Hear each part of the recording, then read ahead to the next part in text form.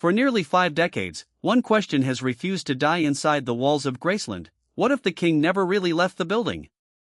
Somewhere in rural Arkansas, a pastor stands behind a pulpit every Sunday, and when he opens his mouth to sing, entire congregations swear they are hearing a voice that belongs in a museum, not a church. His name is Bob Joyce. And for years, thousands of strangers online have whispered the same impossible question: is this quiet, aging preacher secretly Elvis Presley? Now, that whisper has grown louder, because the one person who could end it all with a single sentence has finally spoken. Riley Keough, Elvis's granddaughter and the woman who now controls every locked door inside Graceland, has broken years of calculated silence. But here is where the story gets complicated: she never once said the name Bob Joyce. And that, according to the people who have followed this mystery for years, might be the most telling detail of all. Because silence, when it comes from the family that guards America's most famous mansion, has never meant nothing. It has always meant something is being protected. Let's be clear about what actually happened, versus what the internet wants to believe happened. Riley did not stand in front of cameras and confirm that her grandfather faked his death. She did not confirm Bob Joyce's identity. What she did do was far stranger and, in some ways, far more unsettling. She opened up carefully, deliberately, about rooms inside Graceland that have remained sealed since August 1977. Rooms tourists have never walked through. Rooms even close friends of the family have rarely seen. A bedroom where, according to widely circulated claims, the clock has never been reset since the moment paramedics rushed through the door. Sheets that have allegedly never been changed. A nightstand where old prescription bottles are still said to sit, undisturbed, like evidence at a crime scene nobody was ever allowed to fully investigate.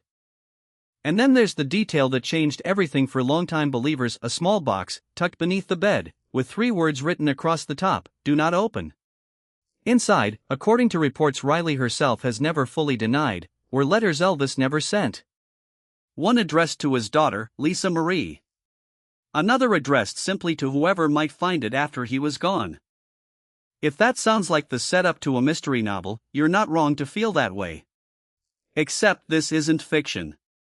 This is a 43,000 square foot mansion in Memphis, Tennessee, still holding secrets nearly 50 years after the world was told the king was gone. And that secrecy alone should make you wonder what else is inside right now. So what exactly is inside right now? That question is precisely what has kept this theory alive for nearly a decade, long before Riley Keough ever mentioned a single hidden letter.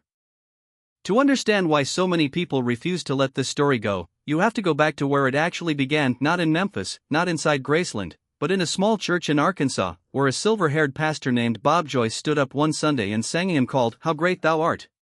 It was the exact same song Elvis Presley recorded in 1967. And when the video of Joyce singing it hit YouTube, something strange happened. People didn't just watch it. They watched it again. And again. And then they sent it to everyone they knew. Here's the contrast that makes this story impossible to ignore: Bob Joyce never asked for any of this.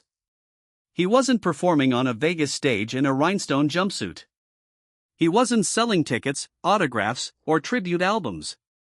He was simply a preacher, singing to a congregation of maybe 100 people on a quiet Sunday morning. And yet, something about his voice cut through the internet like nothing a professional impersonator ever could. Listeners who had spent years around Elvis tribute artists said the same thing: over and over, impersonators sound like they're performing Elvis. Bob Joyce sounds like he simply is speaking, unaware that anyone is comparing him to anything at all. That distinction became the seed of an obsession. Fan forums that had spent decades debating grainy photographs and blurry sightings suddenly had something new: hours of raw, unfiltered footage. Vocal analysts weighed in. Comparisons were layered side by side, frame by frame, note by note. Some described a match in tone and phrasing that felt less like coincidence and more like biology, the same instrument being played by the same hands. But here's where skepticism deserves its place in this story too, because not everyone was convinced. Critics were quick to point out an inconvenient truth: 2 voices sounding similar is not the same as 2 people being the same man. Vocal resemblance, no matter how striking, has never been proof of anything in a court of law, a science lab, or a family Bible. And yet, the theory didn't die. If anything, the skepticism seemed to feed it. Every debunking attempt online was met with 10 new video comparisons. Every dismissive comment from a critic seemed to draw another wave of believers deeper into the mystery. Bob Joyce, for his part, kept doing exactly what he'd always done, preaching, singing, living a quiet life untouched by the storm building around him online. Which raises an unavoidable question. If this really is just coincidence, why has it refused to fade for over a decade? That question becomes even harder to shake once you look past the voice and start looking at what Bob Joyce actually says when he preaches. Because this is where the theory stops being about sound and starts being about substance. Longtime followers of the story point to something unusual in Joyce's sermons: a recurring, almost haunted focus on the dangers of fame. He speaks about temptation, about the emptiness that can hide behind success, and about the loneliness that fame brings to men who seem to have everything. To a casual listener, this might sound like standard church material. But to someone who has spent years studying Elvis Presley's own private writings and interviews, the words land differently. They sound less like a sermon and more like a confession. Then there's the detail that many believers call impossible to ignore. Joyce once mentioned, almost in passing, that he learned to play music as a boy on a $10 guitar. If that detail sounds familiar, it should. It is almost identical to the story Elvis told for decades about his own childhood in Tupelo, Mississippi, where his mother bought him a cheap guitar from a local pawn shop because the family couldn't afford anything better. Coincidence? Maybe. But add it to the pile of similarities, and the pile starts to look less random and more like a pattern. Physically, the resemblance only deepens the mystery. Joyce's silver hair, his heavier build, even the tilt of his head while he speaks, supporters argue it all lines up with how Elvis might have aged, had he lived quietly out of the spotlight for the next several decades. And then there's a detail that even skeptics find difficult to dismiss outright: Bob Joyce is left-handed, just like Elvis Presley was. Here's the contrast that keeps this story alive, though. Despite every one of these details, Bob Joyce has never once claimed to be Elvis. Not privately, not publicly, not in a moment of weakness or confession. He has stood in front of his own congregation and said, plainly, that he is simply himself. No hidden identity. No secret past. Just a pastor who happens to sing beautifully and share a few uncanny details with a dead legend. And yet denial has never been enough to end a conspiracy. If anything, denial often fuels it further, because believers argue that a man hiding a secret of that magnitude would have no choice but to deny it, every single time, for the rest of his life. This is the paradox sitting at the center of the entire theory. The more Bob Joyce insists he is not Elvis, the more some people become convinced that he is exactly that. Which means the real answers were never going to come from a pulpit in Arkansas. They were always going to have to come from somewhere far more guarded, from inside the family that has spent 50 years protecting Elvis Presley's last private truths. And that brings us back to Riley Keough, the one person alive who actually holds the keys to those truths. Understanding why her silence matters requires understanding the position she's actually in. Riley didn't ask for this responsibility. She inherited it suddenly, in the wake of unimaginable loss. When her mother, Lisa Marie Presley, passed away in January 2023, Riley became the sole trustee of Graceland almost overnight, not as a hobby, not as a passion project, but as a legal and emotional obligation thrust upon a woman still grieving her own mother. Here's the contrast that matters. Riley Keough is not some distant relative capitalizing on a famous last name. She grew up inside this legacy. She has spoken, in measured and careful terms, about what it means to carry the weight of a grandfather she never actually met, a man who died years before she was born, yet whose presence still fills every room of the house she now legally owns. So when reports began circulating that she had opened up about private areas inside Graceland, the untouched bedroom, the frozen clock, the unopened letters, it wasn't treated as idle gossip. It was treated as a crack in a wall that had stood firm for nearly 50 years. Consider the specific details themselves, because each one is doing quiet psychological work on anyone who hears them. A clock frozen at the exact moment help arrived. Not removed. Not replaced. Left exactly as it was, as though moving it forward would mean finally accepting that time had, in fact, moved on. Silk sheets never changed.